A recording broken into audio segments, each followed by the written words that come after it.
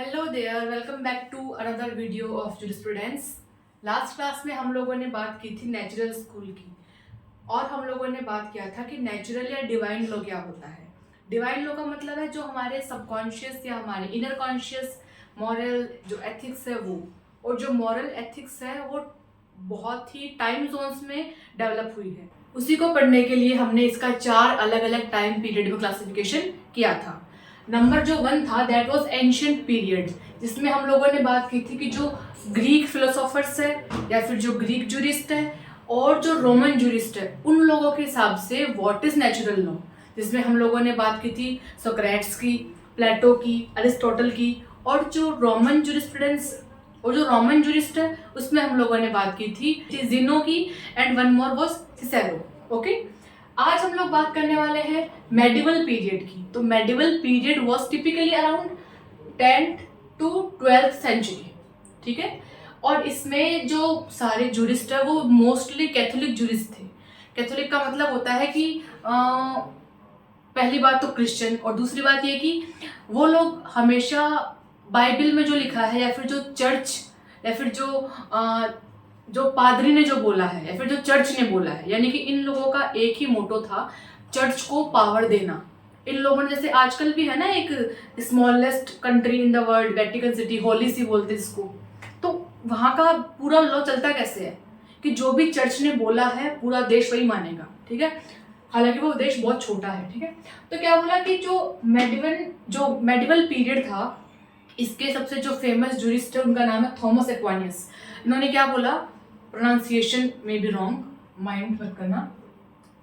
तो जो medieval period है इसमें जो फेमस जूरिस्ट है उनका नाम है थॉमस एक्वानियस। पैर्डोन माय प्रोनाउंसिएशन, ठीक है। इन्होंने क्या बोला कि किसी भी देश में लॉ वो होगा या नेचुरल लॉ वो होगा जो कि चर्च ने बोला है, यानी कि चर्च जो है वो डायरेक्टली डिवाइन से कनेक्टेड रहता है, इसीलिए उसको लॉ बोला। ये खुद में भी शायद कोई पादरी या कुछ थे, तो इन्होंने अपने आप को एम्पावर करने के लिए चर्च को क्या बोला कि चर्च ने जो बोला है वही लॉ होगा, ठीक है। अगला जो है that is Renaissance period, 14th to 17th century. इसमें जो लोग हैं इन्होंने एक्चुअल जो लॉ होता है वो कुछ बातें की है, यानी कि जो हम लोग मॉडर्न लॉ पढ़ते हैं ना, कुछ कुछ इस टाइम पे वो डेवलप होना शुरू हो गया था। नंबर जो 1 है वो है थॉमस हॉब्स। थॉमस हॉब्स बहुत ही डरपोक किस्म के जूरिस्ट मेरे को लगता है। इन्होंने ये बोला है कि जो खुद सिटीजन्स है उनको कुछ नहीं मालूम है। एक सिटीजन जो है वो अपना खुद का सर्वाइवल मेक श्योर करने में कैपेबल है ही नहीं, यानी कि सिटीजन सारे क्या है, वो बहुत ही लाइक फट्टू है। क्या करो, अपने सारे राइट्स इकट्ठा करके स्टेट को दे दो, ठीक है। स्टेट जो है वो सिक्योरिटी आपको दे देगा, यानी कि सिटीजन्स के सारे जो राइट्स है वो स्टेट के पास में होने चाहिए, ये बात इन्होंने बोली। स्टेट क्या होगा, सुप्रीम होगा। लेकिन ऐसा करना क्या सही है? अगर आपने सारे ही राइट्स स्टेट को दे दिए तो आपके जो इंडिविजुअल राइट्स है वो कहाँ जाएंगे? यही बात किसने बोली? जॉन लॉक ने कोई सेंस वाली बात की। इन्होंने बोला कि देखिए, राइट जो है ना वो डिवाइड होने चाहिए। सिटीजन्स के कुछ राइट्स जो है वो स्टेट के पास में है, समझ में आता है, जैसे कि सिक्योरिटी पर्पस के लिए वॉर वगैरह हुआ करती थी तो स्टेट का काम है अपने सिविलियंस को डिफेंड करना, ओके। लेकिन फिर भी उनके जो इंडिविजुअल राइट्स है वो उनके पास में होने चाहिए, जैसे कि राइट टू प्रॉपर्टी भी कुछ होता है। अगर आपने सारे राइट स्टेट को दे दिए, आपका जो घर है उसमें मान लो स्टेट के जो सोल्जर्स है वो घुस गए, तो क्या करोगे आप? आपके पास में अपनी प्रॉपर्टी को डिफेंड करने का राइट होना चाहिए ना, ठीक है।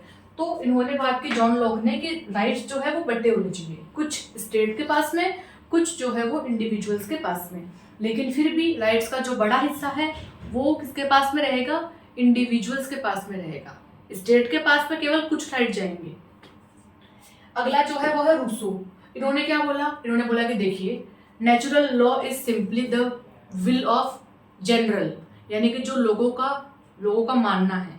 हमारा सोसाइटी का जो बड़ा हिस्सा क्या बोलता है, that will be our natural law. ये बात बोली रूसो ने, लेकिन अपनी बात में खुद ही फंस गए। इन्होंने बोला जनरल विल, नया टर्म लेके आए, लेकिन जनरल विल होती क्या है ये बात तो बता ही नहीं पाए, ठीक है। तो जो रेनेशियन पीरियड है इसमें हमारे सामने 3 जूरिस्ट मेनली है। And the next is modern period. Modern period कौन सा? 19 से लेके जो भी चल रहा है वो वाला। इसमें कुछ लोग तो जाने पहचाने से लग रहे होंगे आप लोग को। ऑस्टिन बेंथम आ गए ना इसमें। And the one is David ह्यूमे। तो डेविड ह्यूमे ने क्या बोला, डेविड ह्यूमे ने क्या बोला कि मुझे ये लगता है नेचुरल लॉ कुछ नहीं होता है, नेचुरल लॉ जैसा कंसेप्ट होता ही नहीं, दिस इज वेग एम्बिगुअस।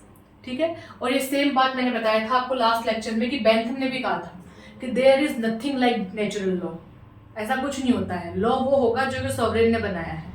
ठीक है, तो इस समय तक आते आते नेचुरल लॉ जो है उसका सिग्निफिकेंस कम होने लग गया, क्योंकि जो जूरिस्ट है मॉडर्न टाइम पीरियड वाले, उनके पास में और नए थॉट्स थे और नए विचार थे। और सीधी बात देखो ये है, जो लोग शुरुआत में थे, जैसे कि हम लोगों ने बात की सोक्रेट्स की, एरिस्टोटल की, प्लेटो की, तो हम उनको इस बात के लिए ब्लेम नहीं कर सकते कि उनके पास में बहुत ही कम क्या थे, पॉइंट ऑफ व्यूज थे। उनकी गलती नहीं है, उस समय उनके पास में पढ़ने के लिए लिटरेचर ही नहीं था। उन लोगों ने तो खुद से क्रिएट किया और बाद में उन चीज़ों को लोगों ने पढ़ा। अब जो इंसान मॉडर्न वाले पीरियड में, मान लो जैसे बेंथम है, तो बेंथम ने कोई बात बोली है, तो बेंथम ने अपनी बात बोलने से पहले कितने सारे लोगों को पहले स्टडी किया होगा, इससे पहले भी थे जैसे ये वाले। तो जो बंदा इतनी चीज़ों को पढ़ के आया है, क्रिटिकली पढ़ा है, इसने एनालिसिस किया है, सीधी बात है इसके पास में ज़्यादा रेलेवेंट थॉट होंगे।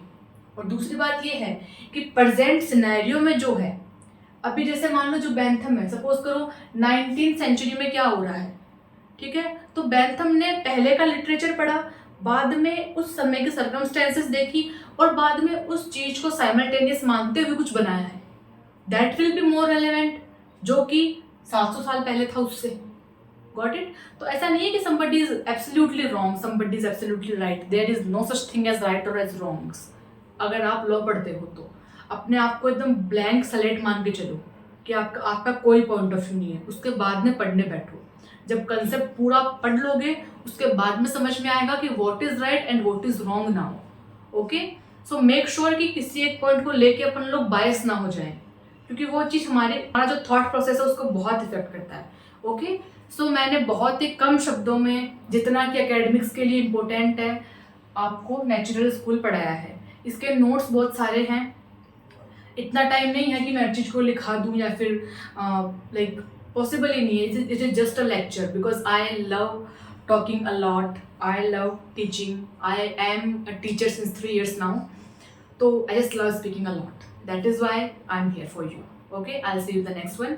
अगली क्लास में हम लोग बात करेंगे प्रोबेबली सोशियोलॉजिकल स्कूल या philosophical school, let's see, bye bye.